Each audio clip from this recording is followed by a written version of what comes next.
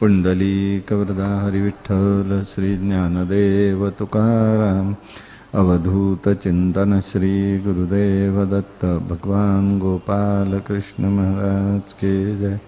भगवान श्रीधर स्वामी महाराज के जय।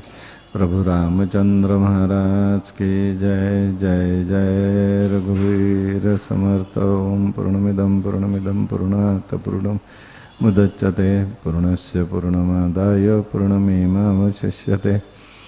नमः शान्ताय दिव्याय सत्यधर्मस्वरूपिणे स्वानन्दामृततृप्ताय श्रीधराय नमो नमः।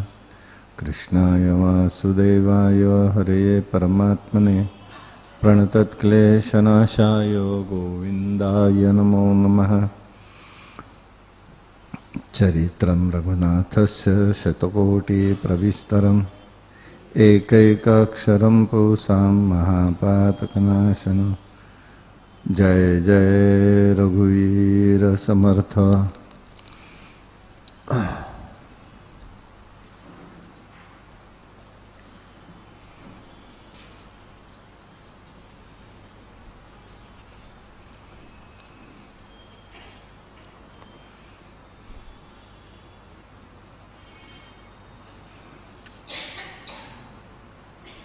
रामाचा सीतेबरोबर विवाह झालेला आहे आणि सगळेजण अयोध्येकडे निघाले। वाटेमध्ये परशुरामांची भेट झालेली आहे। त्यांची गती थांबवली प्रभू रामचंद्रांनी आणि आता सर्वजण अयोध्येत आल्यानंतर राम लक्ष्मण भरत शत्रुघ्न या सर्वांचे विवाह झालेले असताना या सगळ्यांचा आनंद उत्सव अयोध्येमध्ये पार पडला।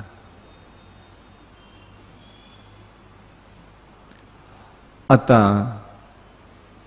बरेच दिवस झाले उत्तर आयुष्यामध्ये प्राप्त झालेला मुलगा, त्यांचे विवाह, त्यांच्या लीला, त्यांच्या गोष्टी सगळ्या पाहून दशरथाला अत्यंत समाधान वाटलेलं आहे। असं हे थोर वाङ्मय आहे। व्यासांनी या ग्रंथाची रचना केली। शिवपार्वती हा संवाद आहे।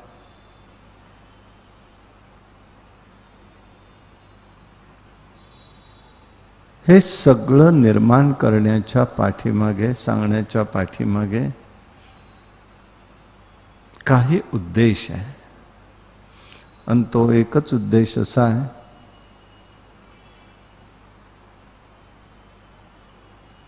समाजामध्ये, लोकांमध्ये त्यांची बुद्धी ही शुद्ध राहायला हवी आहे।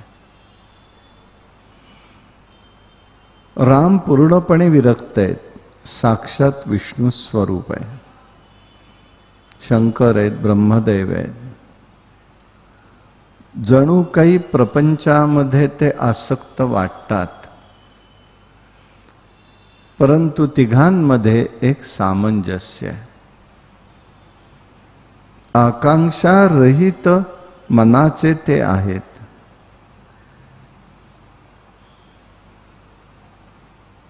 आणि त्यामुळे असं लक्षात येतं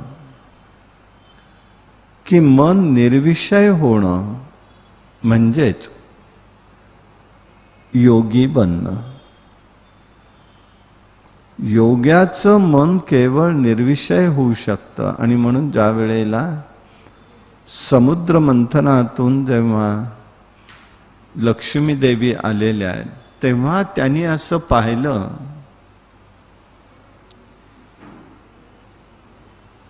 की माझी आसक्तीच ह्या ज्या व्यक्तीला नाहीये तो योगी आहे। आणि म्हणूनच वरमाला ही विष्णूंच्या गळ्यात तिने टाकलेली आहे। ती घातली वरमाला हे त्याचं वैशिष्ट्य होतं। आणि म्हणूनच रामाच्या जीवनात, कृष्णाच्या जीवनात एक वैशिष्ट्य आहे आणि ते म्हणजे भारतीय संस्कृतीचं वैशिष्ट्य आहे। या सर्व ठिकाणी सर्व प्रकारचं ऐश्वर्य असून सुद्धा त्यांच्या ठिकाणी अहम नव्हता।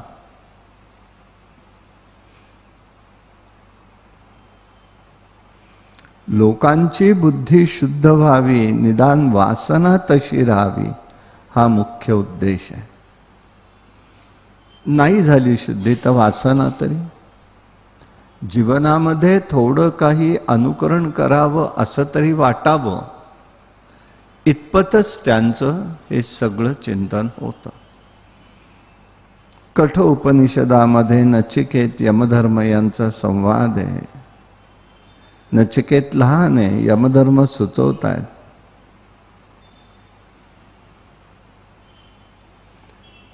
वैराग्य तुला मी देतो। नचिकेत म्हणाला नको, वैराग्य पण मला नको, कारण त्याला विचारलं तर म्हणाला बुद्धीमध्ये स्थिरता असल्याशिवाय जीव हा जन्माला येत नाही। संबंध विश्व अर्थ काम याच्या मागे लागलेले अभ्यास करणारी मंडळी उत्तम असतात। न करणारी असो करणारी असो, उद्योग करणाऱ्यांना अधिक अर्थ हवाय, न करणाऱ्यांनाही तो अर्थ हवाच आहे। म्हणजे त्या अर्थाच्या मागे सगळे आहेत, कामाच्या मागे आहेत। आणि त्यामुळे असं लक्षात येतं रामाची शक्ती फार मोठी आहे। त्याच्या चरित्राचं अध्यात्म ज्ञानाचं चिंतन करायचं आहे। यथाशक्ती त्याचं आचरण सुद्धा करायचं आहे। जीवनामध्ये हे अनेक प्रसंग असे आपल्या पुढे येत असतात। मग ते तुमचे रामायणातले महाभारतातले नित्य जीवनातले हे प्रसंग आहेत। त्याची एक तुलना, त्याच्यातलं साधर्म्य, त्याच्यातलं तत्वस्वरूप जाणणं हे खरं ज्ञान आहे। जर आम्ही असं म्हणू लागलो पुराणातली वांगी पुराणात राहू देत, त्याचा काय उपयोग असतो, तर त्याचा उपयोग काही नसतो म्हणू शकू आपण, पण तसं होत नसतं। यासाठी आपल्याला त्याचा वेध आणि वेध घेता आला पाहिजे। हे खरं चिंतन त्यामध्ये महत्वाचं आहे। मनुष्य प्रयत्न करत नाही असं नाही,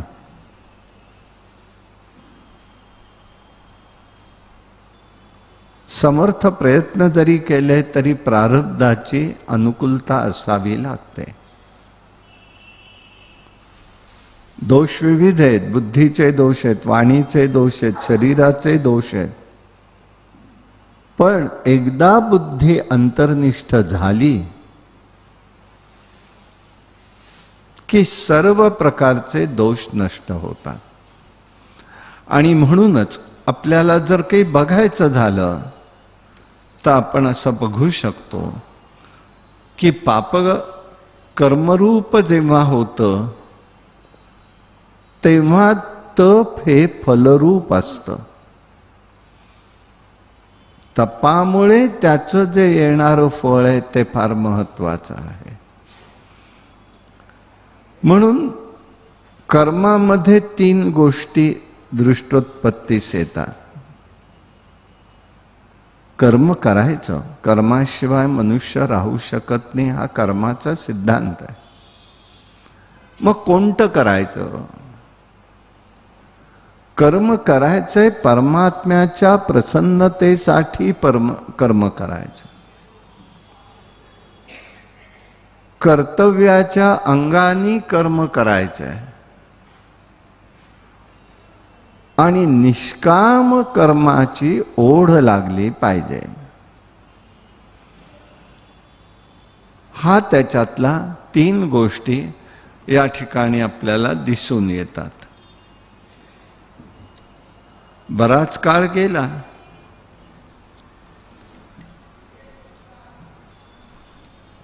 एकदा महादेव सांगू लागलेले, एकदा सुखमासीनम रामम स्वांतपुरा जितेरे सर्व भरण संपन्नम रत्न सिंहासने स्थितम. एकदा म्हणाले असं घडलं की सिंहासनावरती अंतःपुरामध्ये सर्व अलंकार धारण करून रत्नजडित सिंहासनावरती प्रभू रामचंद्र बसलेले. त्यांची कांती नीलकमलाच्या पानाप्रमाणे असून गळ्यामध्ये कौस्तुभमणी आहे. भगवती सीतामाई त्यांना वारा घालते.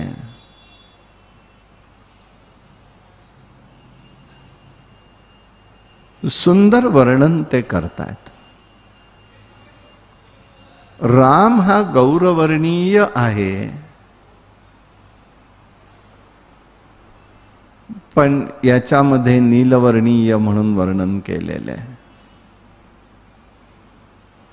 तसंच कृष्ण श्यामलवर्णीय आहे, पण नीलया म्हणूनही त्याचं वर्णन केलेलं आहे.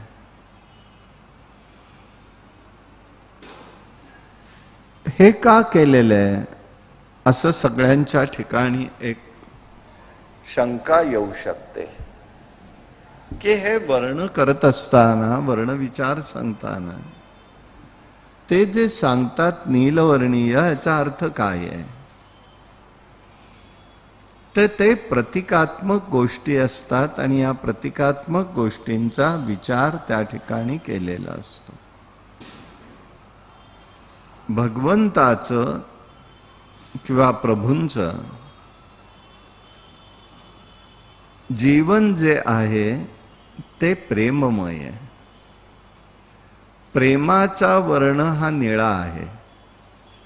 निळा म्हणजे आकाशी निळा आहे. आत्ताचं जे आकाश दिसतं आपल्याला ते प्रदूषणात्मक आहे. मानसला जे दिसतं ते प्रदूषण विरहित आहे. त्याचा रंगच निळा आहे, आकाशी म्हणून आपण त्याला म्हणतो, पण तो वेगळा आहे सांगता येत नाही. जरी तुम्ही सीडी मध्ये पाहिलं, सिनेमात पाहिलं, तरी सुद्धा प्रत्यक्ष पाहणं आणि त्याचा अनुभव घेणं हा फरक वेगळा पडतो. तो खरा त्यांचा रंग. तो रंग असा आहे, तो प्रेमाचं स्वरूप म्हणून तो आहे. म्हणून कृष्ण जीवनामध्ये पाहिलं तर भगवंताचा वर्ण नीलया समजून त्याच्यापासूनच निर्माण झालेली, हृदयातनं शक्ती निर्माण झाली ती राधा आहे.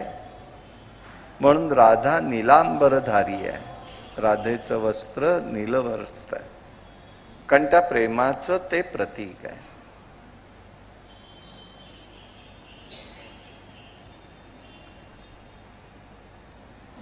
ती गौरवर्णीय आहे, पण गौरवर्णीय कशी आहे? पीतवर्णीय गौर आहे.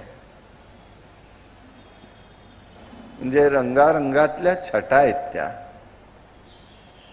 गोरा आहे का, काळा आहे का?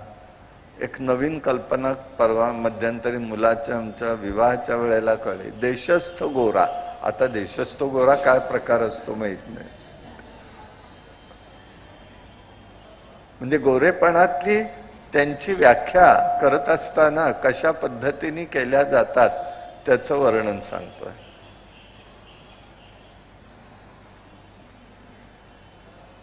तर ही पीतवर्णीय आहे. म्हणून ती त्याच्यापासून ती निर्माण झालेली राधा, तिचा पीतवर्ण लक्षात घेऊन भगवंतांनी पितांबर धारण केलेला, रामानी पितांबर धारण केलेला, हा अर्थ तिथे आहे. म्हणून हे ऋषी मंडळी किंवा हे जे लेखक आहेत ते जे वर्णन करतात त्या वर्णनाच्या मागे निश्चितपणे सूक्ष्म अर्थ असतो. आणि हा जो अर्थ आहे तो जर समजला तरच त्याच्याबद्दलची, का हे बारीक सारीक सांगतात, नुसतं एका वाक्यात सांगू शकले असते, पण नाही करत आहेत तसं. हे सगळं वर्णन बारकाईने महादेवजी त्या ठिकाणी करतायत. हा अर्थ आपल्याला या ठिकाणी समजू शकतो. नारद आलेले, नारद आल्यानंतर त्या ठिकाणी बघितलं, नारदांना पाहिल्यावरती भगवंत म्हणतायत,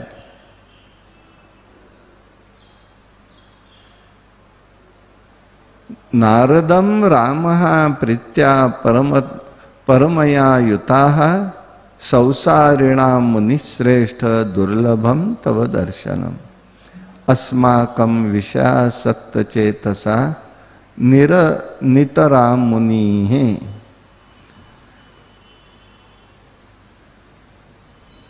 आपल्या सारख्यांचं हे दर्शन होणं म्हणजे आमच्या सारख्या संसारिकांना दुर्लभ लाभ म्हणायचा आहे.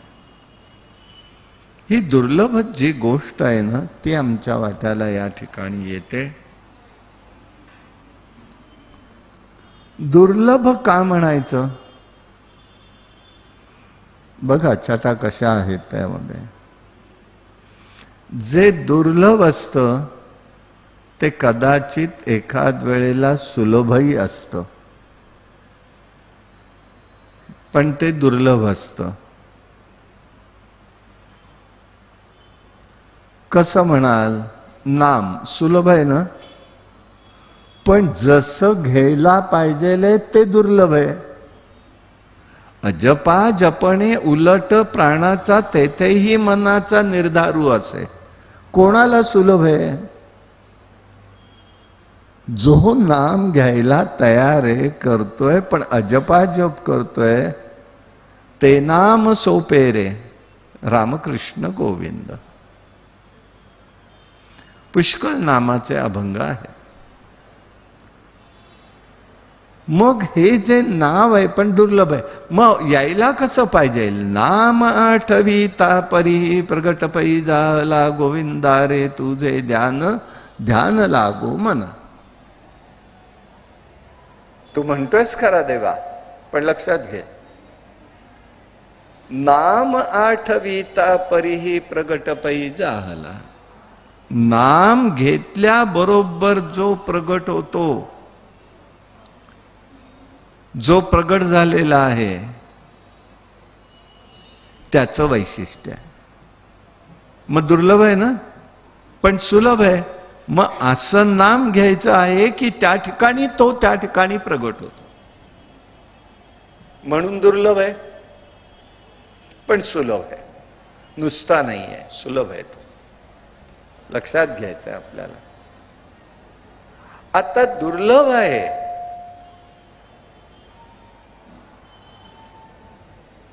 पण मिळणारी गोष्ट ही दुर्लभ आहे. कोणती?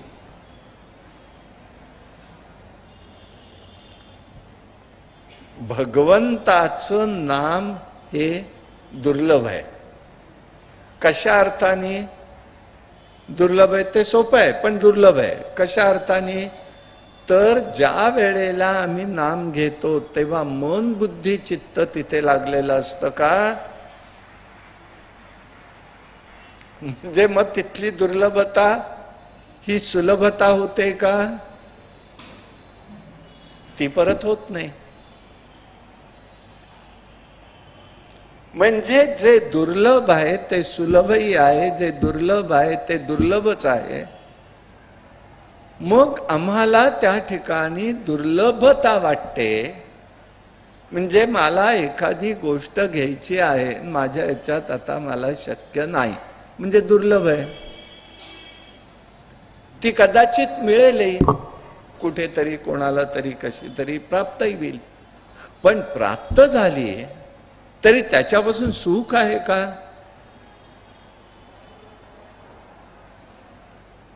अमुक एक साडी ही मला मिळाली नाही. आपल्या नवीन काय पॅटर्न किती येतात किती जातात बघताय तुम्ही माझ्यापेक्षा.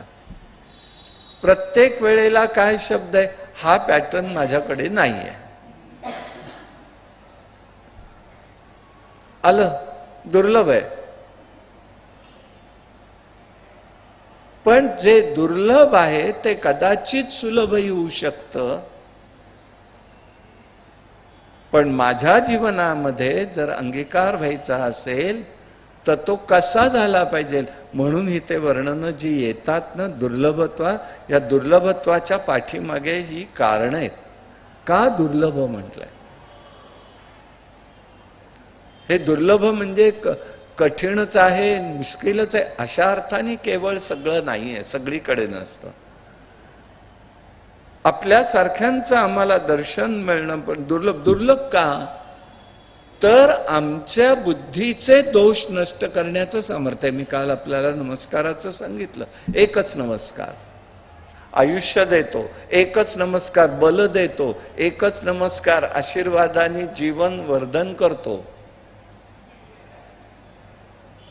दुरित नाहीसं करतो. एकच नमस्कार म्हणून बल वाढतं. एकच नमस्कार आम्हाला कीर्तीला नेतो. किती गोष्टी आहेत, किती गोष्टी आहेत बघा. मग तसं हा दुर्लभत्वाचा विषय आहे. आणि म्हणूनच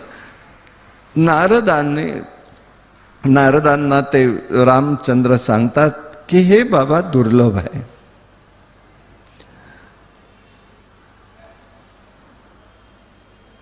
नारद म्हणाले, देवा अथ ते नारदो अप्याहम राघवम भक्तवत्सलम किम मोहसी माम राम वाक्ये लोकानुसारिती.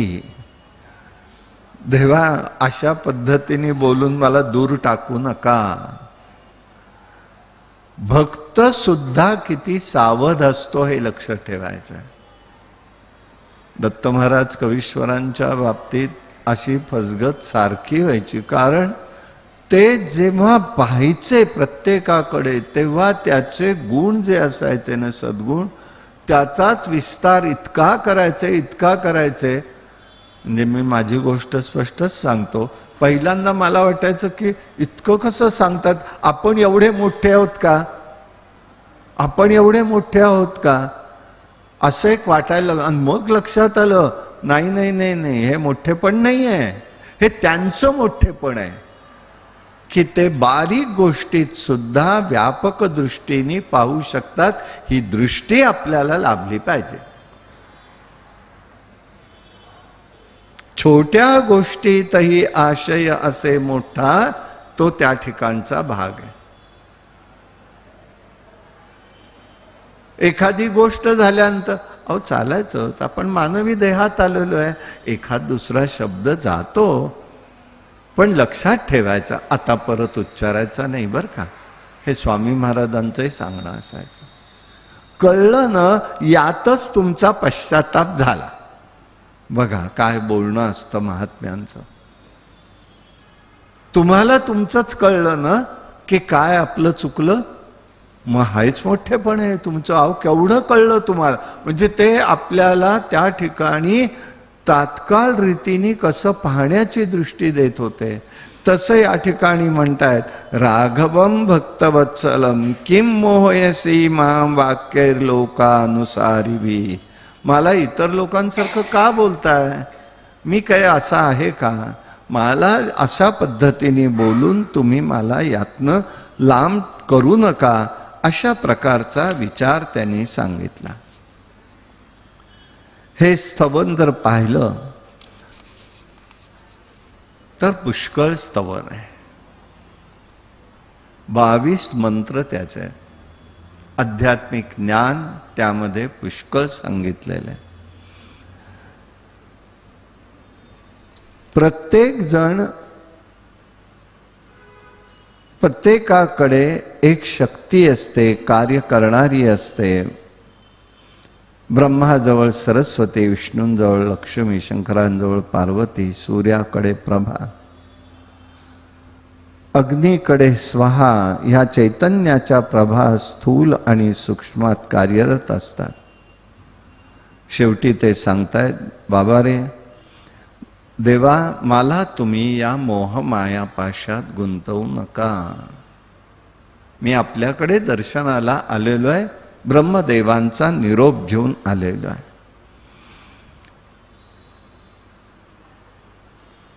त्यावेळेला प्रभू रामचंद्र म्हणाले, सांगा तरी काय आहे निरोप आम्हाला. तेव्हा त्यांनी सांगितलं, हे रामा म्हणाले, तू या ठिकाणी जो आलेला आहेस तो कसा आलेला आहेस, हा विचार त्यांनी या ठिकाणी त्यांना सांगितला.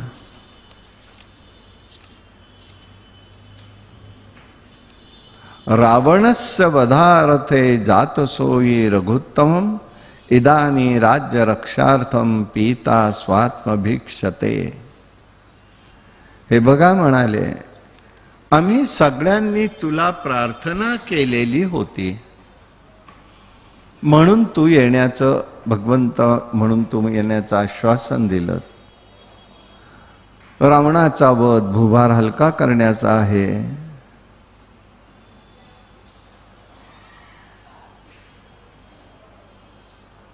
तेव्हा संसारामध्ये संस्कृतीला आणि संसार जो आहे याला 3 नाव आहेत. या उपाधीला जीव म्हटलेलं आहे. त्याच्या विरहित असलेली संसाराची स्थिती, संस्कृती आणि संसार आणि स्वरूप जर बघितले तर जागृती, स्वप्न, सुषुप्ती, मायेच्या योगाने हे मत, तत्वबुद्धी आणि अहंकार या कार्यात्मक लिंगदेह निर्माण होतो. त्याला लिंगदेह समजतात. त्याला जन्म, मृत्यू, सुख, दुःख, विकार येतात. लिंगदेहात जीव हा संज्ञा रूपाने होतो. तो जगामध्ये समष्टी रूप आहे. हे तुझ्यापासून निर्माण झालं, तुझ्यातच लय होणार आहे, लक्षात ठेव. याप्रमाणे त्यांनी सगळं स्वरूप सांगितलं. तेव्हा तू जी प्रतिज्ञा केलेली होतीस तिचं स्मरण करायला ब्रह्मदेवांनी मला तुला सांगितलं, म्हणून मी तुझ्याकडे आलेलो आहे. राम हसले. मी केलेल्या प्रतिज्ञेप्रमाणेच लवकरच घडेल. दैत्यांच्या कर्माचा जसा नाश होत जाईल तसा मी त्यांचा नाश करेन. आता त्यांना म्हणावं, प्रेरणा द्या, अयोध्येमध्ये कलह निर्माण करा.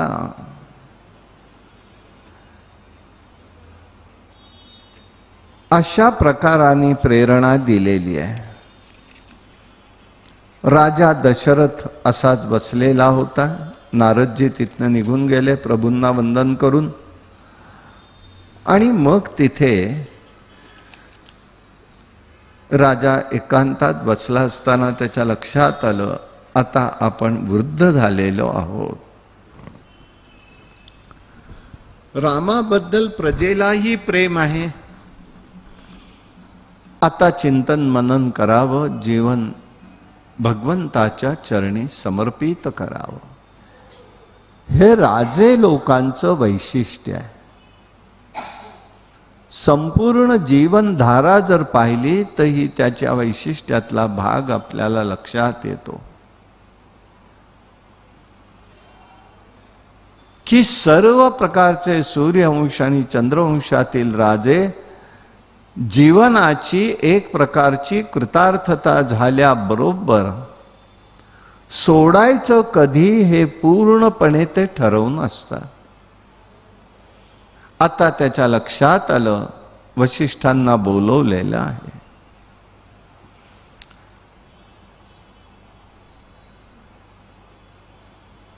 सगळ्यांना बोलवलं. बघितलं त्याने रामाचं प्रजेवरती प्रेम, प्रजेचं रामावरती प्रेम आहे.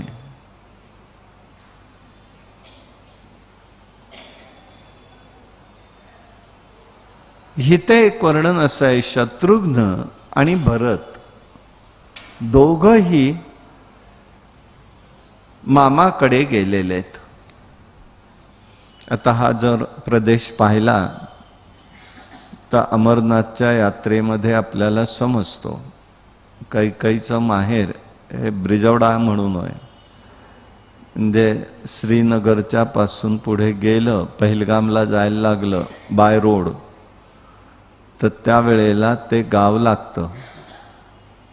तिचं जे वर्णन आलेलं आहे ती काश्मीरमधली असल्यामुळे तिचं जे सौंदर्याचं वर्णन आहे ते निसर्गतः सौंदर्यवती कशी होती हे त्याच्यावरून कळतं. मध्यंतरीच्या काळात तिचा राजवाडा असून सगळं तिथे होतं. मध्यंतरीच्या काळामध्ये ह्या सगळ्या धगाधगीमध्ये सगळंच मुसलमानांनी पेटवून दिलेलं आहे, म्हणजे सगळंच नष्ट केलेलं आहे. तिथे तिची जागा, आणि तिथे भरत आणि शत्रुघ्नला मामा घेऊन गेला. अन्य ठिकाणी फक्त भरताचा उल्लेख आहे. मी एवढ्यासाठी सांगतोय, इथे त्यांनी स्पष्टपणे उल्लेख केलेला आहे तो.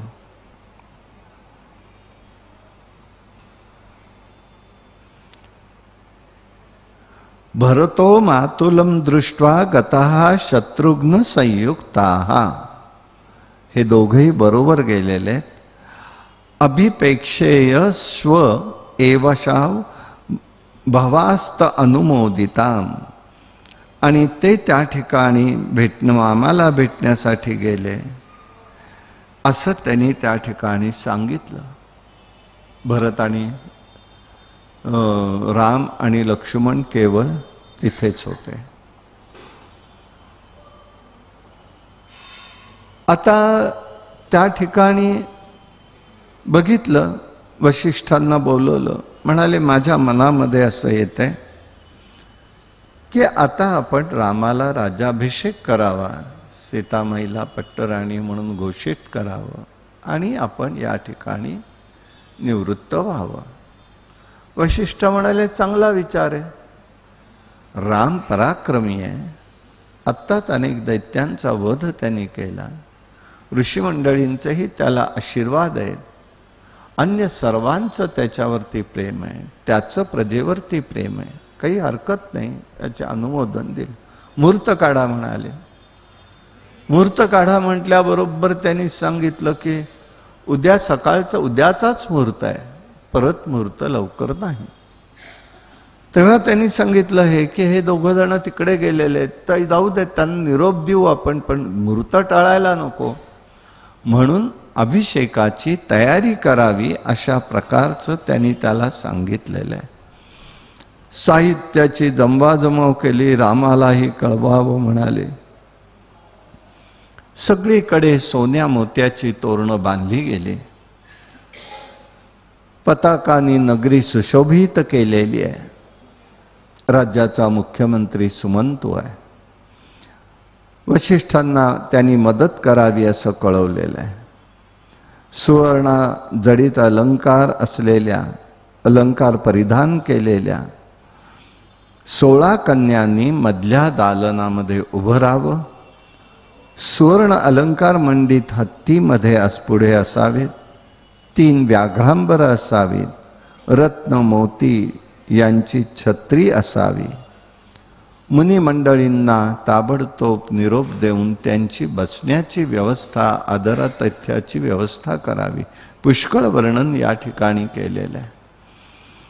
हत्ती, घोडे, रथ, पायदळ, चतुरंग सेना घेऊन यावं. राजांनाही बसण्याची व्यवस्था करावी. अशा प्रकारचं नियोजन वशिष्ठ आणि रामानी, दशरथाने सुमंतूच्या माध्यमातनं जी काही धर्मशास्त्रीय पद्धतीने राजाभिषेकाची तयारी लागते त्याची सगळी तयारी त्यांनी केलेली आहे. त्यांनी कोणालाच विचारलेलं नाही. राम मंदिरामध्ये शेवटी वशिष्ठ येतात. रामाने भक्तियुक्त अंतःकरणाने त्यांना वंदन केलेलं आहे. सीतामाईनी सुवर्णपात्रात पाणी आणलं, त्यांचे पाय धुतले, त्यांना पाणी प्यायला दिलेले, अर्घपाद्य पूजन केलेले. वशिष्ठ म्हणाले रामा आता याची आवश्यकता नाही. यापुढे आता आम्ही तुमच्या दोघांचं चरणतीर्थ घेतलं पाहिजे. तुझा आदरभाव विलक्षण आहे. देव कार्यासाठी योगमायेसह तुम्ही इथे प्रगट झालात हे आम्ही जाणतो म्हणाले.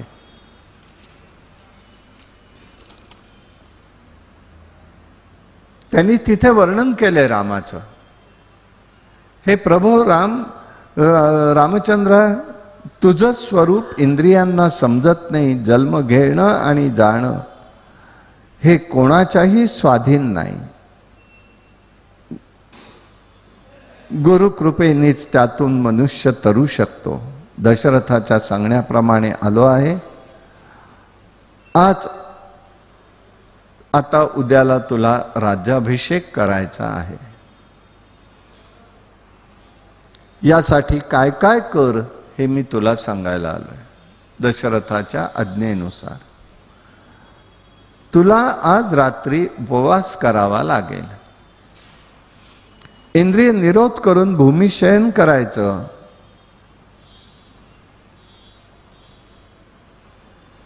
मग सगळ्या गोष्टी त्यांनी सांगितल्या की कसे कसे राज्याभिषेकाच्या तयारीत कोणतं स्नान. दशस्नान सांगितलेली आहे, नुसतं नाहीये. ह्या दशस्नानाचा अनुभव आम्ही घेतला. इथे शतचंडी हवन करायला सांगितलं तेव्हा इथल्या चौकातच आम्हाला दोघांना बसवलं. ब्रह्मवृंद, आम्हाला माहिती काहीच नव्हती, आणि ब्रह्मवृंदाने शेजारी बसून अनेक जण होते, जुन्यापैकी महिला सगळ्यांना सांगितलंय की किने येऊन कसं पंचामृताच्या स्नानापासून सगळं घातलं. गोमय, गोमूत्र सगळ्याचं स्नान, भस्म स्नान म्हणून भस्म अंगावरती, आणि सगळ्यात शेवटी नीरस्नान म्हणजे पाण्याचं स्नान घातलं. तशी स्नानं तुला उद्या घातली जातील. पवित्र नद्यांचं तीर्थ आणलं जाईल, ते तुला घातलं जाईल, आणि मग तुम्ही दोघांनी सुवर्ण अलंकार मंडित होऊन दोघं जण तुम्ही या, असं त्यांनी सांगितलं. लक्ष्मण म्हणाला हे काय चाललंय. म्हणाले नगरात बातमी पोचली आणि आम्हाला काहीच माहिती नाही.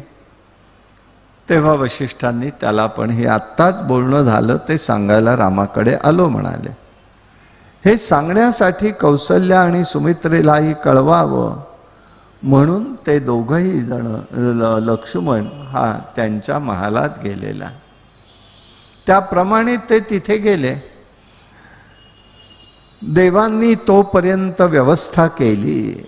वाग्देवी सरस्वतीला प्रेरणा दिली, भूलोकी जावं, अयोध्येत जा, रामाच्या राज्याभिषेक विघ्न निर्माण कर. वाग्देवीता ताबडतोब निघालेली आहे.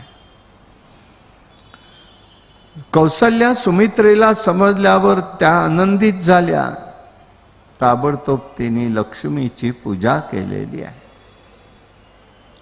राज्य लक्ष्मी आहे, लक्षात ठेवा. तिचा त्या पाठीमागे भूमिका आहे.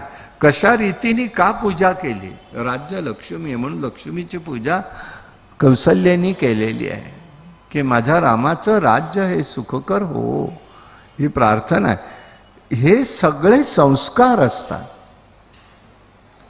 संस्कार आता आम्ही करतो सांगून गर्भसंस्काराचे पाट्या लागून संस्कार कधी होत नाही. ती कवायत आहे. संस्कार हे आम्हाला घरातनच झाले पाहिजे, बाहेरनं नाही. आता आमच्या शाळेवरच सगळं ढकलायची तयारी असते. काय वागायचं, कसं वागायचं, हे तुम्ही जसं वागणार तसाच संस्कार तो घडणार आहे. हा त्या पाठीमागचा मुख्य उद्देश आणि भाग आहे. हे आम्ही विसरून गेलेलो. याप्रमाणे त्यांनी झालं. इकडे तिने देवीचं पूजन केलेलं आहे. सुमित्रेनेही तिला सहाय्य केलं आणि सुमित्रेने सुद्धा असंच पूजन केलंय. रामाचं राज्य, राज्य अत्यंत सुखकर आणि आनंदी हो.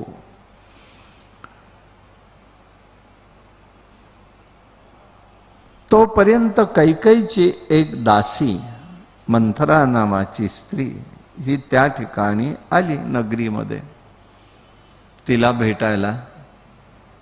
कैकेयीला ती कुब्जा आहे, खुजी आहे. अष्टवक्र आहे, पण तिच्या पाठीवरतीच फार मोठं काय म्हणतात ते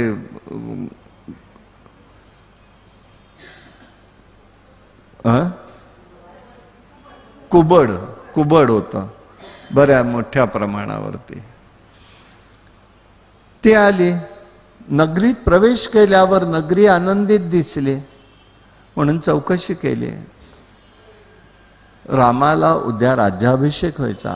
अगं बाई, ही बातमी आम्हाला कशी कळली नाही? मी आले आपली इकडे सहज भेटायला. मग ती आली. आल्याबरोबर तिने राज्याभिषेकाची माहिती वगैरे कैकेयीला विचारलं. म्हणाली मला काहीच माहित नाही, काय चाललंय ग? बघ जरा वर जाऊन बघ, नगरी किती सुशोभित झाली आहे, सगळं झालंय, काय काय चाललंय, सगळ्यांची तयारी कसली चालली आहे. मी सहज चौकशी केली तर मला असं कळालं की या ठिकाणी उद्या रामाला राज्याभिषेक व्हायचा आहे. अगं पण तुझा भरत आहे कुठे म्हणाले. तेव्हा ते म्हणाले अगं तो गेलाय मामाकडे, अश्वपतीकडे, आपल्या पित्याकडे गेलाय माझ्या. अगो बाई, म्हणजे बरोबर आहे म्हणाले. त्याने डाव साधला. म्हणे काय केलं? डाव कसला आलाय? रामाला राज्याभिषेक झाला तर मला आनंदच आहे. कैवल्यवती जिची काया ती कैकेयी. खरा अर्थ कैकेयी शब्दाचा हाय, कैवल्यवती काया. तिची काया, तिची मन, तिची बुद्धी अत्यंत शुद्ध होती. रामावरती तिचं प्रेम होतं. पण मंथरेसारखी एक दासी आली आणि तिने त्या ठिकाणी दुधामध्ये मिठाचा खडा टाकायचा का केशराची काडी टाकायची, या वृत्ती आपल्या तशा झाल्या पाहिजेत. मिठाचा खडा पडावा त्याप्रमाणे झालं, बुद्धी दूषित झाली. आणि लगेच तिने सांगितलं की अगं तुझा रामाला अभिषेक चांगली गोष्ट आहे, बरं झालं तू बातमी दिलीस मला, मी आता जाते यांच्याकडे चौकशी करते. काय एवढ्या घाई गर्दीने ठरलं? तू वेडी आहेस म्हणाले. तू विचार करू नकोस म्हणाले. आता लक्षात ठेव, रामापासून तुला भीती आहे. भरत हा अजोळी गेला असताना मुद्दामून आत्ता ठरवलेला कार्यक्रम आहे, म्हणजे मुहूर्त नाही म्हणून ठरवलेला, त्याला निरोप गेलेला. पण तरी सुद्धा अशा पद्धतीने बोलणारी मंडळी असतात. बघा बर का तुमच्याकडे काय चाललंय, जा ओळखावं लगेच. धूर्त चाणाक्ष असतात ते त्याला बळी पडत नाहीत, पण जे नसतात हलक्या मनाचे ते बरोबर पडतात.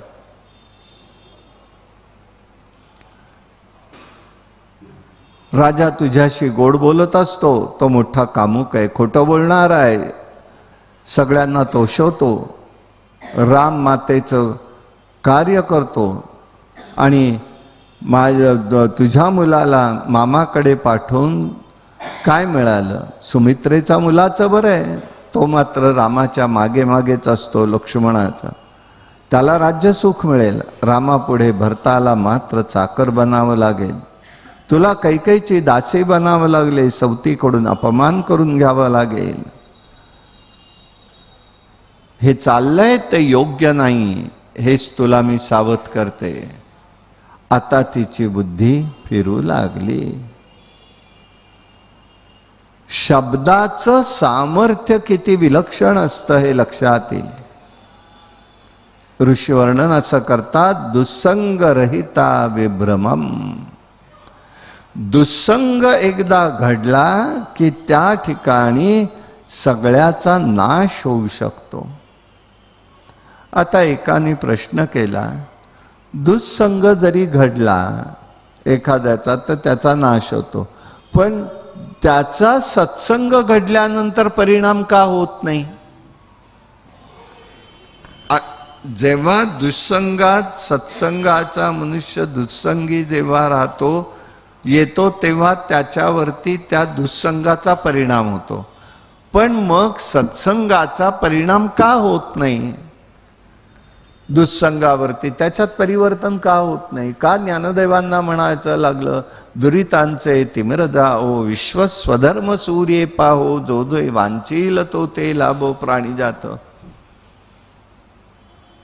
मग हा दुःसंग कुठे गेला? मग सत्संगाचा प्रभाव का ठरत नाही? याचं कारण असं असतं, वेळेप्रमाणे जर काही काही वेळा अशा असतात, म्हणून बघा दिवसभरामध्ये काळामध्ये भद्र म्हणून दाखवलं जातं पंचांगामध्ये. तो काळ हा कल्याणकारी काळ आहे. दुःसंग त्यावेळेला ठेवला गेला नाही तर परिणाम काहीही होत नाही. पण त्यावेळेला हा का होतो?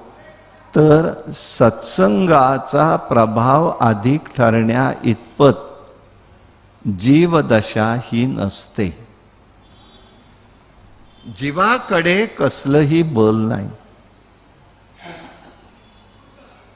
ते सामर्थ्य निर्माण व्हायला पुष्कळ प्रकारची तपस्या लागते, तरच तो प्रभाव पडतो, अन्यथा काहीही पडत नाही.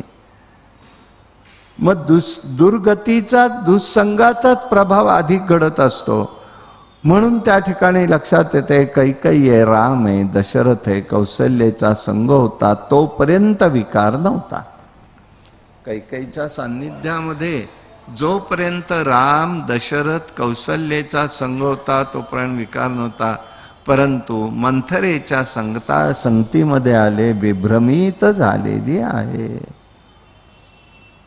ते सगळेच तसे जमतात. म्हणून सुसंगती सदा जडो, सुजन वाक्य कानी पडो, कलंक मतीचा जडो, विषय सर्वथा नावडो. सदैव राहिल्यानंतर हळूहळू का विना काहीतरी परिणाम होऊ शकतो, अन्यथा होत नाही. लक्षातच ठेवायचं. सावधगिरीच आहे ती फार मोठी. आणि म्हणून हे स्वरूप त्यांनी सांगितलं. आता तिला वाटायला लागलं खरंच की ही म्हणते ते चुकीचं नाही आहे, माझा दृष्टिकोनच लक्षात आला नाही म्हणाली. आता काय करावं म्हणाले. तेव्हा तिने सांगितलं, आता सांगते ते तरी ऐक. मंथरेचा प्रभाव असायचं कारण लहानपणापासून कैकेयीला तिने सांभाळलेलं होतं. म्हणून लहानपणापासून असल्यामुळे विवाह जरी झाला तरी तिचं येणं जाणं हे अयोध्येमध्ये होतं. आणि त्यामुळे ती माझं अहित करेल आणि ती म्हणते मी तुला हिताचंच सांगेन. पण स्वहित माझे मजला कळेना, तुझ वीण रामा मज कंठवेद. ज्याला स्वतःच हित कळत नाही त्याला रामाचं प्रेम काय कळणार. आणि म्हणून त्यावेळेला त्यांनी सांगितलं काय करायचं हे बघ. म्हणाले पूर्वी तुला आठवण करून देते. दशरथ राजाला तू त्या ठिकाणी युद्धामध्ये 2 वर मी पुढे मागेन सांगितलं होतंस, तेव्हा आत्ताच ते 2 वर मागून घे.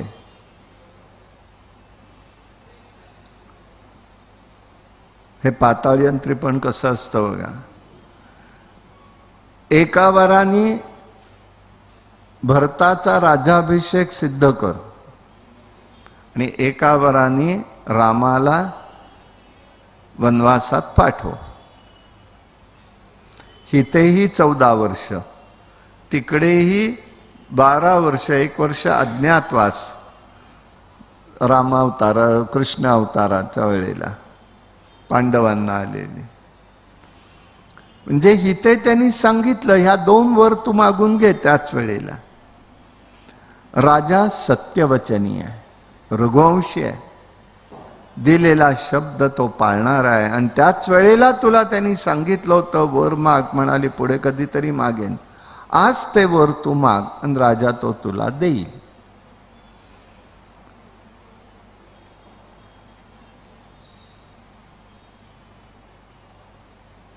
अशा प्रकाराने त्यांनी सांगितलं.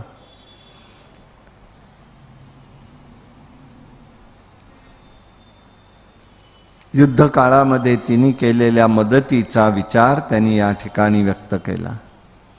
राजाला आणि तू या ठिकाणी क्रोधागरात जाऊन बस. आता क्रोधागर कुठे भेटायची, देवघरच सापडत नाही तर क्रोधागर कशी होणार आहेत? कुठेतरी टांगलेली फोडणीच्या वासामध्ये आपले ते नाकाला काय बांधत असतील कोणास ठाऊक, आणि तिथे ते आपले बसलेले देव घरातले, अशी अवस्था. काय करायचं? असो, आता देवांनाही ती सवय झाली आहे माणसाची, आणि याप्रमाणे त्यांनी ते बघितलं. कैकेयीला सगळं योग्य वाटलं. तिने जसं जसं सांगितलं तसं अलंकार वगैरे भिरकावून दिले, रागवले, क्रोधागरात जाऊन बसलेले. दुष्ट संगतीने सुद्धा भ्रम निर्माण होतो. कुठून बुद्धी झाली असं तिला वाटू लागलं.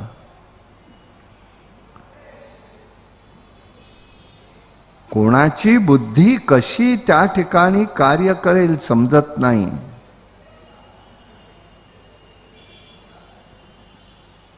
अगं तू खुजी असून, दासी असून तुला हे बरं सुचलं मला सांगायला. म्हणजे अधर्म हा धर्म वाटू लागतो. ही पहिली पायरी त्या ठिकाणी महत्वाची आहे की ऱ्हास होण्याचं कारण. भरत राजा झाला तर तुला मी 100 गावं बक्षीस देईन म्हणाले. जमिनीवर क्रोधागरात पडून राहिली. राम वनामध्ये येईपर्यंत मी तशीच पडेन. कुबडी निघून गेली. तात्पर्य एकच आहे, मनुष्य कितीही शहाणा असो, अत्यंत दयाळू असो, सद्गुणी असो, सदाचारी असो, नीतिज्ञ असो, शास्त्र शिकवणाऱ्या गुरूंचे एकनिष्ठ सेवा करणारा असो, यथार्थ ज्ञानी असो, ब्रह्मचारी असो, बुद्धीवर पापाचा दृढ संस्कार झाल्याबरोबर किंवा दुष्टांची संगत घडल्याबरोबर बुद्धी भ्रंश होतो, मनुष्य दुष्ट बनतो. त्यासाठी दुस्संग सर्वतः त्याज्य असं नारद भक्ती सूत्रामध्ये नारद आपल्याला सांगतात. आता हा सगळ्यांना सांगण्यासाठी, स्वतः सांगण्यासाठी राजा दशरथ निघालेला आहे. पण पहिल्यांदा आलाय कैकेयीकडे सांगायला, कारण त्याची ती प्रिय पत्नी आहे. एकूण तिची अवस्था बघितली. कैकेयी घरात दिसली नाही, रागवली आहे, क्रोधागरात आहे. दासींनी सांगितलं. ती तिकडे त्याला शोधायला गेलेली आहे. तो तिला शोधायला गेलेला आहे. राजाने हळूहळू उठवण्याचा प्रयत्न केला. तेव्हा शेवटी त्यांनी सांगितलं, हे प्रिय सखी, रामाची तुला शपथ आहे, जे तुला प्रिय आहे ते मला तू सांग. डोळे पुसले. यापूर्वी म्हणाले, तुम्ही मला 2 वर दिलेले होते. आपण सत्यवचनी आहात, ते वर मला आज द्यावेत. राजाला काय कल्पना. तो म्हणाला, ठीक आहे, माग, तू काय द्यायचंय ते देईन. आताच मी आनंदातच आहे.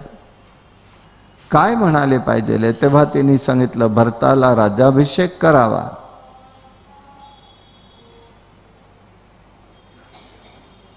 आणि रामाला 14 वर्ष तात्काळ अरण्यात पाठवून द्यावं, जटावल्कल धारण करावी, अशा स्वरूपाने सांगितलं. हे ऐकल्यावर दशरथ राजा घाबरून गेलेला आहे. म्हणाला, मी काय ऐकतोय? म्हणाला, हे मी रामावरती तुझं प्रेम आहे आणि आज तू वाघिणीसारखी आज स्वरूपाने बोलते. रामानी काय तुझा अपराध केला? एक वेळेला मला मान्य होत आहे की तुला जर काही वाटत असेल तर राज्याभिषेक हा भरताला करायचा कर, पण रामाला वनवास का? याचं कारण असं आहे, रामाला जर वनवास झाला तर निष्कंटपणे तिला राज्य करता येईल त्याला. कारण तो तिथे राहिला की लोक त्यालाच विचारणार, भरताला विचारणार नाहीत. ही भूमिका होती पाठीमागे. हे कठोर भाषण का करतेस? रामाला मंदिरात राहू देत. राजा रडू लागलेला आहे. रामापासून तुला कोणतंही भय नाही. शेवटी कैकेयीने तो हट्ट सोडलेला नाही. पूर्वीचा वर देताय की नाही बोला. सत्यवचनी राजा आहे. म्हणतोय न जाणून नरकामध्ये जावं लागेल. मृगाजीन घालून रामाला पाठवलं नाही तर गळफास लावून घेईन. जर देताच येत नाही तर वर दिला कशाला? रघुवंशातला आहे ना जन्म आपला. प्राण जाय पण वचन न जाय. प्राण देईन पण वचन जाणार, मोडणार नाही. ही तुमची प्रतिज्ञा आहे ना रघुवंशाची. मूर्छित येऊन पडलेल्या अचेतन प्रेताप्रमाणे त्याची स्थिती झालेली आहे. ती रात्र दुःखामुळे वर्षासारखी वाटू लागली आहे.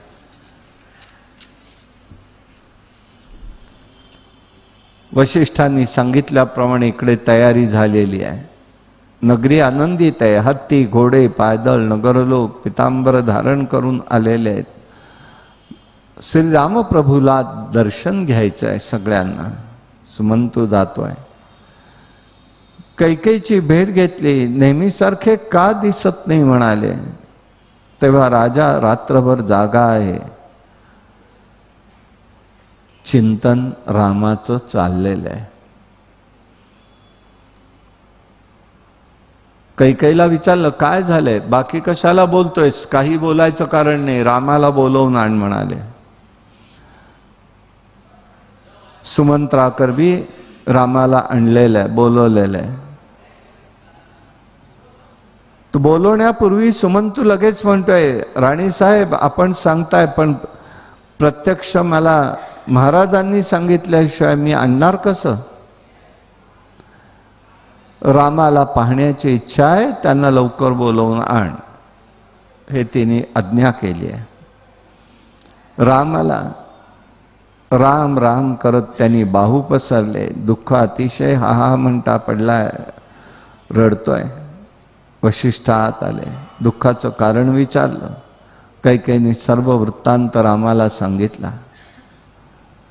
रामा या सर्व गोष्टीचं कारण तूच आहेस. राजाला दुःखाची शांती तुला करायची आहे. त्याला वराच्या पूर्वीच्या वराची कल्पना दिली. ती पूर्तता आज करायची आहे. राजाला सांगायला लाज वाटते म्हणून मी हे तुला सांगते. राजाला वरातून मुक्त कर. राम म्हणाला मला मान्य आहे, काय असेल ते बोला.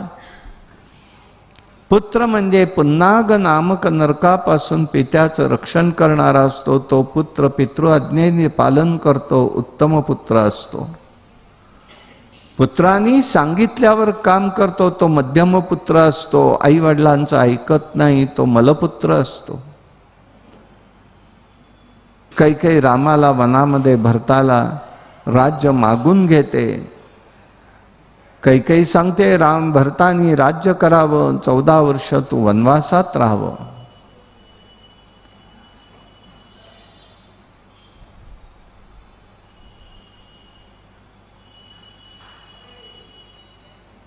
राम म्हणाले दशरथाला पिताश्री दुःख कसलं करताय? माझा भाऊच आहे ना भरत, आणि त्यांनी राज्य केलं तर काहीच बिघडत नाही. मी वनामध्ये जायचं तर मला वनाचा राजा होऊ देत. मी वनामध्ये राहतो. सत्याचं पालन करणार आहे. देवकार्यासाठी हे सगळं करायचं आहे. रामाचं हे आश्वासन आहे. मी प्रतिज्ञा घेतो, काळजी करू नका. कैकेयीच्या हृदयाचा संताप शांत होऊ देत. भरताला हे कळवावं म्हणाले. कौसल्या आणि सीतामाईंची भेट होते. कौसल्या आणि सीतामाईंची भेट घेऊन वनामध्ये निघालेली आहे. पित्याला प्रदक्षिणा केली. कौसल्याला भेटायला गेला रामाकरता. कौसल्याने विष्णुपूजन करीत होती. श्रीमान विष्णू आनंदमय, द्याता वृत्ती झाली तन्मय. तेणे सन्निध केला तनय, भान नाही तियेचे. ही स्थिती झाली कौसल्याची. तिला काय बरोबर काय चूक काही कळेना.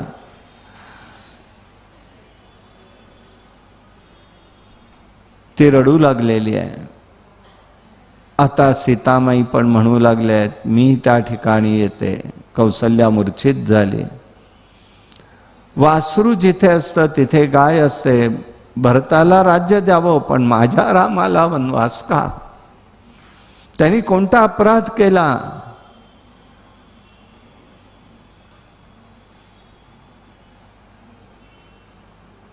लक्ष्मणाला हे कळालं. लक्ष्मण रागवलेला आहे. भरत उन्मत्त झालेला दिसतोय. राज्याभिषेक होऊ देत, मध्ये कोण येतोय तो मी पाहतो, त्याला ठार मारेन. रामाने भरताला आलिंगन दिलेलं आहे. राम लक्ष्मणाला म्हणाले, लक्ष्मणाला आलिंगन दिलं. त्याला म्हणाले, हे लक्ष्मणा तू शूर आहेस. जे जे दिसतं ते सत्य असतं असं म्हणणं योग्य नाही. सर्व भोग चंचल आहेत. तापलेला तवा वर पाणी घातलं तर चर आवाज येतो, निघून जातं. सगळं क्षणभंगूर आहे. साप आणि बेडूक यांचं नातं कसं आहे? शरीर भोगासाठी मनुष्य कष्ट करतो, पण देह आत्मा भिन्न आहे हे ओळखत नाही. मग कोणता भोग आत्म्याला मिळतो? पाणपोईवर लोक जमा होतात, त्याप्रमाणे सगळे सोबती सगळे येतात. वाहत्या नदीमध्ये काष्ठाचा संबंध असतो. तारुण्य चंचलता हे त्या ठिकाणी दिसून येतं. रात्र दिवस चालू आहे. गेला क्षण परत येत नाही. बालपण, तारुण्यपण, प्रौढपण हा देहाभिमानी. हा देह त्वचा, हाड, मांस, रक्त, मेद यांनी भरलेला आहे. हे सगळं ते सांगतोय. देहाभिमानी मनुष्याच्या हातून दोष घडतात. हे अज्ञान आहे. शत्रूचा नाश कर. पण कोण शत्रू आहे हे तरी ओळखून घे. क्रोधाच भवती सम्मोहा, सम्मोहात स्मृतिवंशः, सम्राट भ्रंशात बुद्धिनाशो, बुद्धिनाशो प्रणश्यती. गीतेमध्ये हा विचार व्यक्त केलेला आहे. मनुष्य संसार बंधनात. क्रोध हा धर्माचा क्षय करणारा आहे. तेव्हा क्रोधाचा त्याग कर. तृष्णा वैतरणी नदी आहे. संतोष आणि ते नंदनवन आहे. यासाठी शांती ही कामधेनू आहे. आत्म्याहून निराळा प्रारब्ध भोग आहे. आत्मा हा निराळा आहे. जीव हा निराळा आहे. प्रारब्धानी भोग भोगावे लागतात. कर्मलोभ तुझवर येऊन देऊ नकोस. नदी प्रवाहात नौका ही चिरकाल राहू शकत नाही, तसा देह हा या जगात नसतो. अशा प्रकाराने सांगितलं. शांत व्हायला सांगितलं. त्याच वेळेला लक्ष्मण शांत झाला आणि म्हणाला, रामा मी तुमच्या बरोबर येणार. कौसल्याचं ते दर्शनाला गेले. आई मला अनुज्ञा दे, दुःख दूर कर, वनवास सुखाचा होईल, तुला आशीर्वाद आहे. आता 14 वर्ष हा म्हणता जातील. आई आशीर्वाद. तिच्या डोळ्यातनं अश्रुधारा वाहत होत्या. माझ्यावर कृपा कर.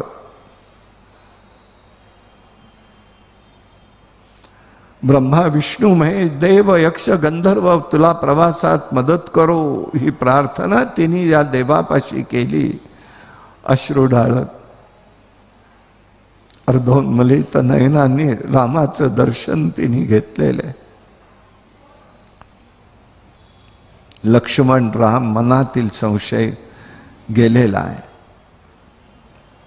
संवादाने त्याच्या मनातला संशय गेला. मला सेवा करण्यासाठी बरोबर येऊ देत. राम म्हणाले ठीक आहे. सीता पण निघालेली आहे. तेव्हा रामाने तिला सांगितलं, बाई भयंकर अरण्य आहे, नाना प्रकारचे दैत्य आहेत, पशु आहेत, पक्षी आहेत, हिंसर श्वापद आहेत, ते खातील सुद्धा. आम्ही कसेही राहू, कंदमुळं खाऊ, तुला कशी राहणार तिथे? तू पाहिजेल असेल तर तू या ठिकाणी राहा, सासू सासऱ्यांची सेवा कर, भगवंताची सेवा कर, आम्ही वनामध्ये राहून परत येऊ. सीतेचा निर्धार झाला. गवत दर्भ आहे, पुष्पशय्येप्रमाणे तिला त्या ठिकाणी वाटू लागेल. तुम्ही जिथे आहात तिथेच मी पण येणार. जेथे राघव तेथे सीता.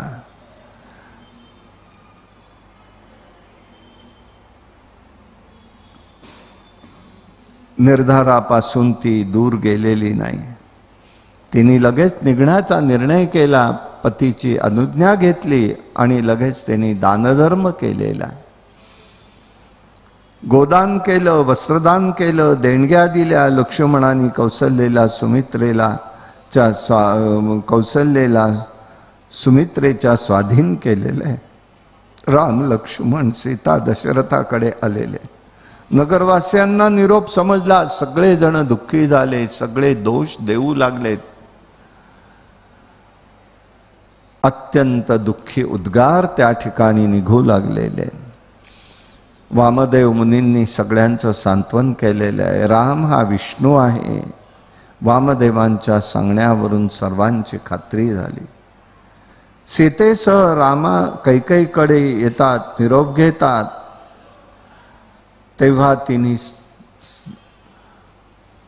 सीतेच्या अंगावरचे दागिने सगळे काढून घेतलेले आहेत. आता राज्यात येईपर्यंत मी त्याचा स्वीकार करणार नाही, हा निर्णय सीतामाईंनी केलेला. रामानेही सगळंच उतरवलेलं होतं, वल्कल धारण केलेली आहेत आणि धनुष्य बाण घेऊन राम लक्ष्मण सीतामाई तिघही जण वनाच्याकडे निघून गेले. अनेक लोक म्हणाले, आम्हीही रामाबरोबर जाणार, आम्ही काही इथे राहत नाही.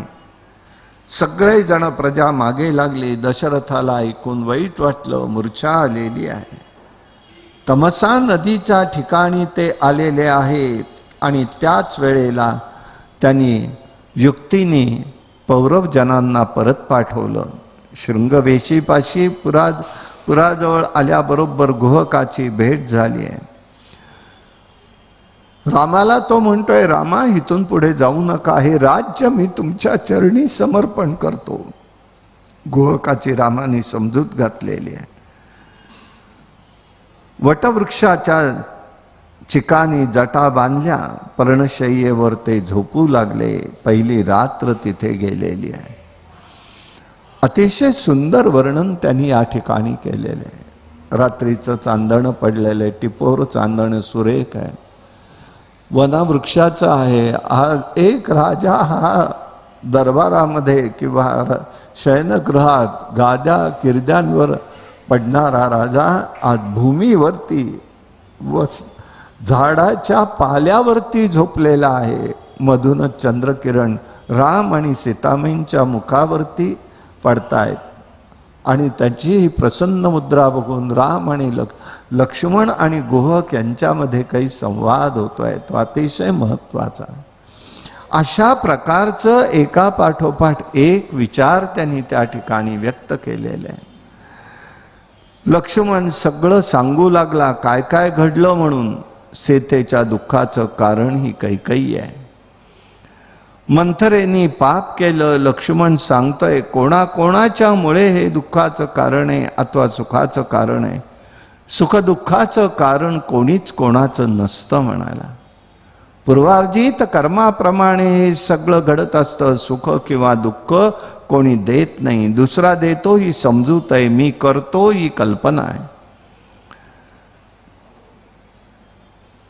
व्यर्थ अभिमान आहे म्हणाले. सर्वजण कर्माच्या सूत्रांनी बांधलेले आहेत. आपणही जसं कर्म केलं त्यानुसारच आपल्याला फळ मिळत असतं. मित्र शत्रू उदासीन या जगात काहीही नाही.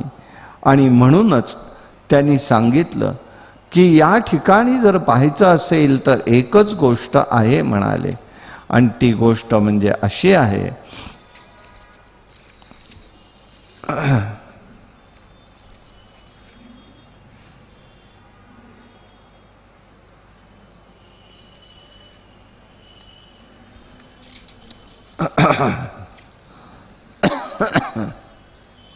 सुहृदन मित्र उदासीन द्वेषा मध्यस्थ बांधवा स्वयमेव चाचार्यम न कर्मं तथा तत्र विभाव्यते. सुखम वा दुःखम यदि वा दुःखम स्वकर्म वशकर्ते नराः यद्यत् यथागतं तत् उद्भवम स्वस्थ मन प्रवृभवेत. त्याप्रमाणे झालं. सगळं बघितलं. गुहकाचा राग भरतावरचा कमी झाला. लक्ष्मणाने सगळं सांगितलं. सुंदर मंद वारा त्या ठिकाणी वाहत होता. टिपोरो चांदणं पडलेलं आहे. आणि वैशिष्ट्य असं एका गोष्टीचं आहे की लक्ष्मण किती सेवा करायचे तर 14 वर्ष लक्ष्मण झोपलेला नाही. अयोध्येत परत आल्यानंतरच एकदा लक्ष्मण झोपलेला आहे आणि युद्धात मूर्छा आली तेव्हा. अन्यथा लक्ष्मण झोपल्याने अशी सेवा करतोय. आणि त्या ठिकाणी हे सगळं चाललंय. गुहकाने हे सगळं ऐकलं. आता तो अडवत नाहीये. त्यांनी त्याचे पाय धुतले, नौकेतन घेऊन गेलेला आहे आणि इथे ते वर्णन आलेलं आहे. तो त्या ठिकाणी गुहकाला सांगतोय. गुहक म्हणतोय चल म्हणाले, नौकेतून घेऊन जातोय. तेव्हा सीतामाई बरोबर आहेत. आणि त्या ठिकाणी निघाल्याबरोबर मध्यवर्ती आल्यावर सीतामाईंनी गंगादेवीला प्रार्थना केली, बाई आता मी तशीच निघाली आहे, आम्ही वनवासी आहोत, माझ्याजवळ आत्ता ओटी भरायला काही नाही, मी यायच्या वेळेला तुझी मात्र खणा नारळांनी ओटी भरेन. हे ती त्याला त्या ठिकाणी सांगते. आम्हाला सहाय्य कर. गंगा भगवतीला देवीने प्रार्थना केली. सीता भगवतीने पलीकडे आलेले. आणि पलीकडे आल्यानंतर तो संवाद आहे ना, तो अत्यंत श्रेष्ठ आहे.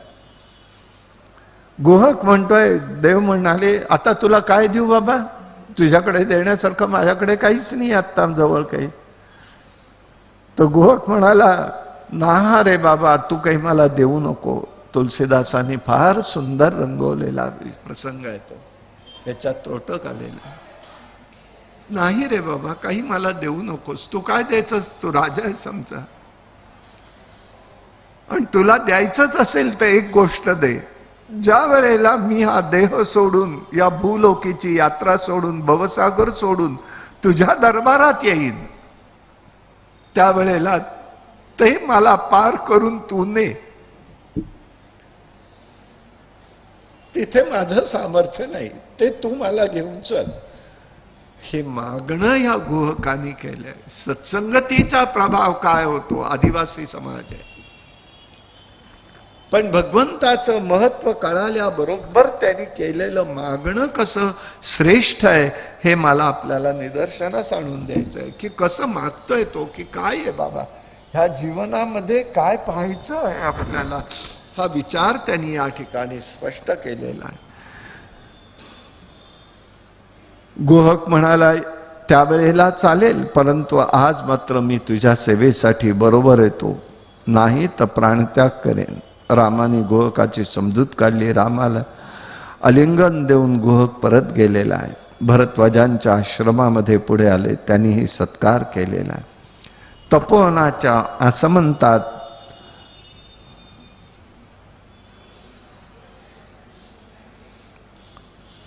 तप तेजस्वी झळकत होतं. भरद्वाज आले, राम लक्ष्मणांचं पूजन केलं. आपण पर्णशाळेत त्यावेळी सांगितलं. परम आदराने पवित्र करा ही कुटी म्हणाले. आदरातिथ्य केलं मोठ्या यांनी. त्यांनी आमचं घर, कुल, पितर सर्वांची तपस्या पूर्ण झाली म्हणून साक्षात परमात्मा आपण आहात, मानवी रूप धारण केलेलं आहे. तेव्हा कोणत्या उपासनेचं फळ हे अतर्क्य आहे, पण तुम्ही इथे आलात. त्यांचं पूजन केलं. भरद्वाजांचा निरोप घेतला. वाल्मिकींच्या आश्रमात आलेले. राम म्हणाले, हे ब्रह्मन आपण आम्हाला क्षत्रिय बांधवांवर कृपा करावी. तो दिवस आश्रमात राहिले. सकाळी मुनींबरोबर त्यांनी पुढचा मार्ग दाखवला. वाल्मिकींनी रामस्तवन केले. यमुना नदी पार करून सर्वजण चित्रकूट पर्वतावरती आलेले.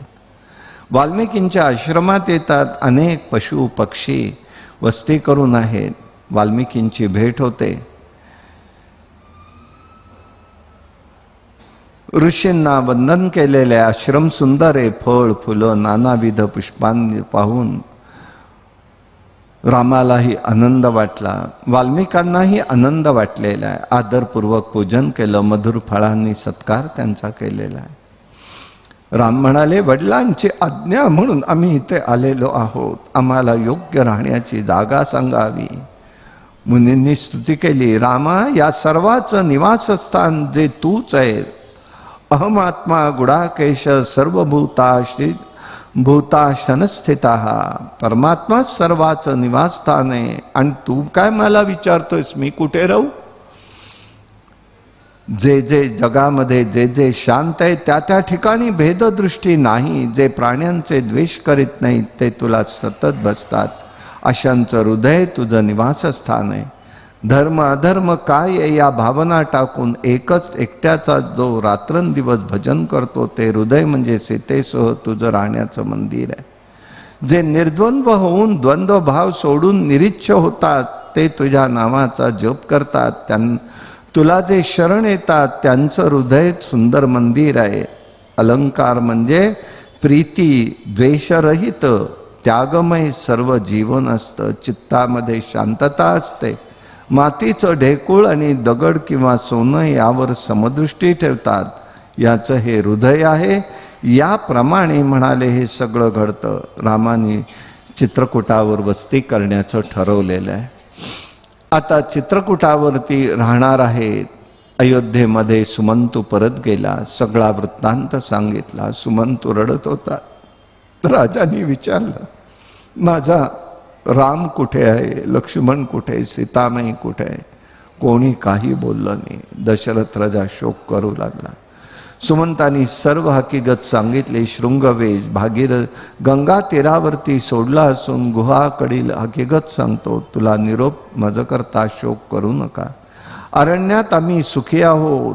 मला सांगितलं महाराजांचं सांत्वन करावं. सीतेने सासू सासऱ्यांना साष्टांग प्रणिपात सांगितला.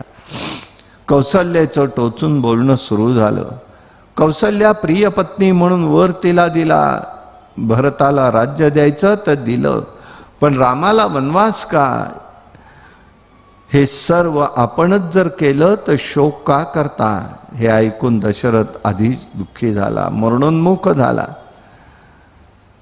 मग मला बोलून दुःख का देतेस? बालपणची आठवण झाली आणि शापाची आठवण त्याला झालेली आहे. मला जेव्हा अपत्य नव्हती तेव्हा पूर्वी एकदा म्हणाले, मला वनामध्ये गेलो असताना तिथे त्या ठिकाणी पुत्रशोक श्रावण बाळाचा माझ्या हातून वध झाला. आईवडिलांनी त्याचा शाप दिला आणि सांगितलं की आज आम्ही आमचा देह सोडतो आहोत. तुझ्यामुळे माझा मुलगा गेला म्हणून आणि तू मारला. तुलाही माझ्यासारखा पुत्रशोक होईल. आज त्या ब्राह्मणाचा त्याचा शाप हा आज सिद्ध होतोय.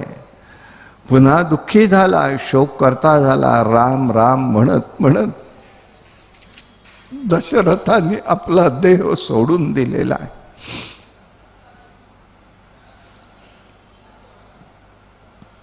वशिष्ठ मंत्रिमंडळ बोलवलं. देह तेलामध्ये ठेवलेला आहे. हे सगळे प्रयोग आहेत आपल्याकडले. भरताला बोलवणं पाठवलेलं आहे. चिन्ह दिसू लागली. मनाला स्पर्श कळू लागला.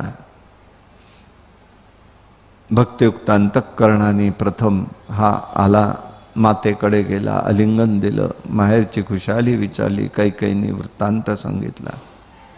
आई बाबा कोठे आहेत? धर्मात्मा पित्याला योग्य गती मिळाली का? वडील गेले. वडील काही बोलले का? भरत विचारतोय. राम कुठे आहे? मृत्यू समय राम कुठे होता? सीता लक्ष्मण कुठे आहेत? कैकेयीने सर्व व्यवस्था केली होती. सर्व हकीकत सांगितली. विघ्न कसं आणलं हेही सांगितलं. सत्यव्रती राजाने तुला राज्य दिलं. राम वनात गेला. सीता लक्ष्मण त्यांच्याबरोबर गेली. राम राम म्हणत पिताश्री स्वर्गवासी झाले. कैकेयी समजूत काढत होती. भरत संतापला. तू दुष्ट आहेस, तू वैरी नाहीस, तू हत्यारी आहेस. तुझ्या पोटी माझा जन्म. मी कोणतं पाप केलं? मी अग्निप्रवेश करतो. आईची निंदा केली. कौसल्याच्या महालात गेला. ती रडत होती. त्यांनी सर्व सांगितलं. शोक करू नका म्हणाले. ऋषीमंडळी पुढे आलेली आहेत. सर्वांनी भरताला समजून सांगितलं आणि सगळं कार्य करायला सांगितलेलं आहे. अशा प्रकाराने तो दिवस तिथे संपला. भरताला बोलवलेले राज्याभिषेक करायला सांगितला. त्याच वेळे त्यांनी सांगितलं, यापुढे कैकेयी मातेचं मी तोंडही पाहणार नाही. मी दंडकारण्यात जाऊन रामाला बोलवून आणणार. तो गेलाय कसा म्हणाले, वल्कल धारण करून गेला, मीही वल्कल धारण करणार. सगळा निघालेला आहे. दिवस पूर्ण झाले आणि लगेच तो निघाला. तो निघाल्याबरोबर तिन्ही माता, सुमंतक, प्रजाजन, जनक राजा ही सगळी लोक निघालेली आहेत. गुहकाची भेट झाली. गुहकाला राग आलेला होता. युद्धाला तो तयार झाला. भरताकडे आला. त्याचं एकूण रूप आणि रामनाम त्याच्या मुखातलं बघितलं आणि त्यांनी बदल केला. तोही त्यांच्याबरोबर चित्रकूट पर्वतावरती आला. भरद्वाजांच्या आश्रमात आला. गंगा नदी ओलांडून भरद्वाज वगैरे सगळेच जण निघालेत रामाची समजूत काढायला. चित्रकूट पर्वतावरती येतात. दूरवर पाहिलं, आता या ठिकाणी भरत येतोय आणि सगळ्या प्रजेसह येतोय हे म्हणलं. त्यालाही त्याच्या ठिकाणी राग आला की अजून काही करायला आता इथे आलाय तो. त्यांनी रामाने त्याची समजूत काढलेली आहे. जवळ आला. दोघांचं त्यांनी आईंकडे पाहिलं आणि पाहिल्याबरोबर राम हे रडू लागलेले.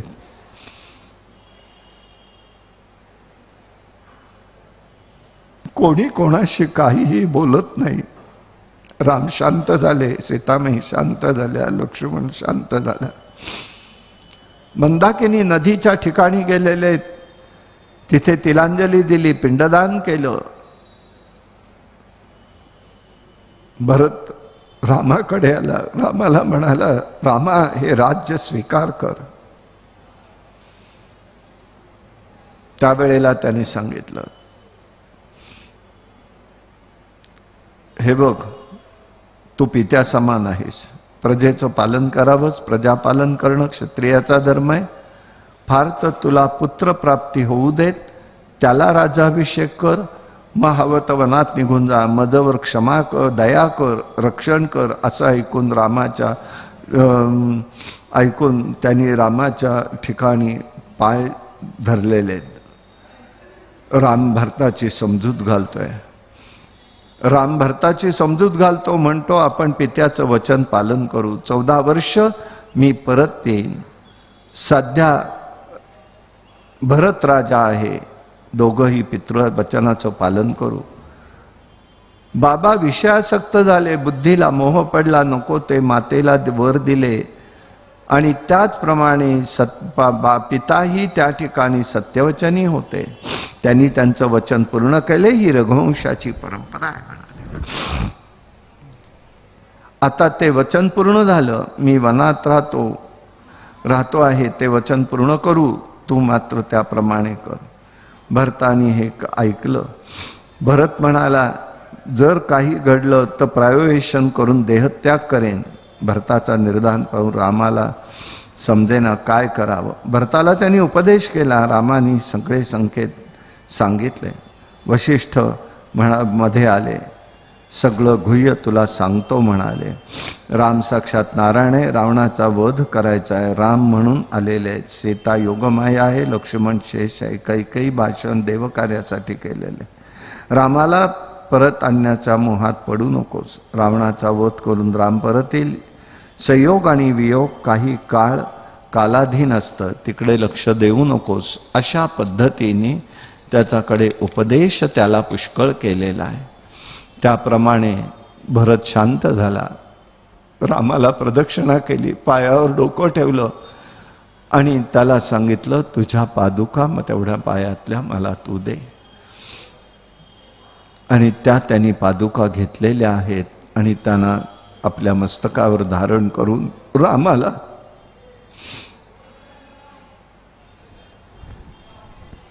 डोळे भरून पाहिलं. आनंद अश्रू दोघांच्या डोळ्यात होते. पाठ फिरवले, पुढे निघून गेले. कैकेयी रामाची क्षमा मागते.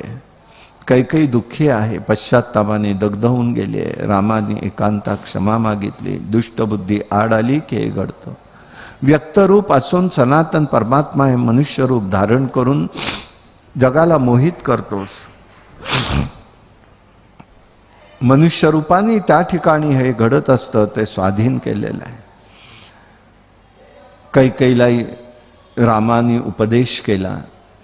मायेने सर्व चाललेला आहे. पापी विचार मनात आला, पापाचरण घडलं. पुत्र चित्ताविषयी स्नेहपाश तुझ्या निर्मल नयनाने तोडून टाक. राम जे काही घडलं ते देवकार्य आहे, लक्षात ठेव. रामचिंतन महत्वाचं आहे. रामनामी स्नेहबुद्धी नाहीशी होते, लवकरच मुक्ती होईल, सर्वत्र समदृष्टी होईल. अशा प्रकाराने त्यांनी तिला सांगितलं.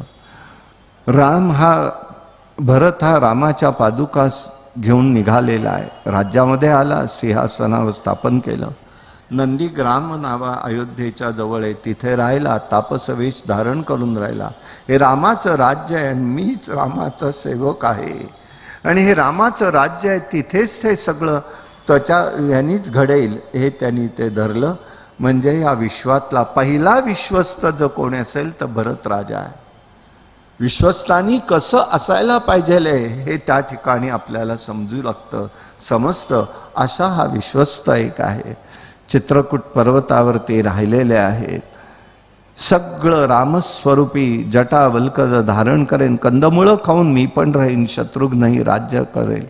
रामचरणी चित्त अर्पण करीत राहिला. एक दिवस त्यांनी त्या सगळं समर्पण केलं. राम अत्रींच्या आश्रमात येत आहेत. चित्रकूट पर्वतावरती राहतात. समजलं तर प्रजा वारंवार येईल. राम तिथून निघाले आणि तिथून अत्रींच्या आश्रमात आले. पुण्याश्रम हा त्यांचा आश्रम आहे. तिथे राम परमात्मा यांच्यामध्ये चर्चा आणि भेट झाली. सीता अनुसूयेची भेट झाली. तिने तिला सौभाग्य अलंकार दिले. तिने ते जवळ फक्त ठेवून घेतलेले आहेत. अत्रींनी रामाची स्तुती केली. 2 निर्मळ वस्त्र दिलेली आहेत. दिव्य उटी लावली आणि 14 भुवन तुझ्या ठिकाणी आहेत आणि हे सगळ्याचं रक्षण करणारा तूच आहेस, अशा पद्धतीचा विचार सांगितला. आणि तिथे त्या ठिकाणी 14 वर्ष 13 वर्ष राम राहिलेले आहेत. आता 14व्या वर्षामध्ये प्रवेश झाल्यावरती काय घडतंय ते आपण उद्याला पाहू. काय नवाच्या मनसेंद्रिय वा बुद्ध्यात्मना वा प्रकृती स्वभाव करोमि यद्यं सकलं परस्मै नारायणाय समर्पयामि. हरि ओम तत्सत्. विठ्ठल विठ्ठल विठ्ठल विठ्ठल विठ्ठल विठ्ठल विठ्ठल. कुंडली कवरदा हरि विठ्ठल. श्री ज्ञानदेव तुकाराम अवधूत चिंतन. श्री गुरुदेव दत्त भगवान गोपाल कृष्ण महाराज की जय. भगवान श्रीधर स्वामी महाराज की जय. प्रभु रामचंद्र महाराज की जय. जय जय रघुवीर समर्थ.